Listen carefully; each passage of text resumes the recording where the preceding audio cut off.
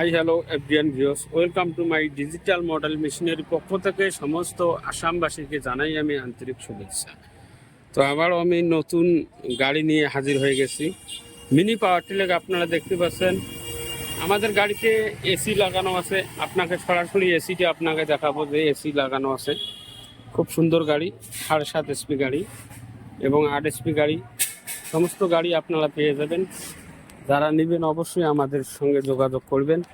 আমাদের দোকান কুচবিহার বাস স্ট্যান্ডে এবং আপনার রাইস মিল ও মেশিনেও পেয়ে যাবেন।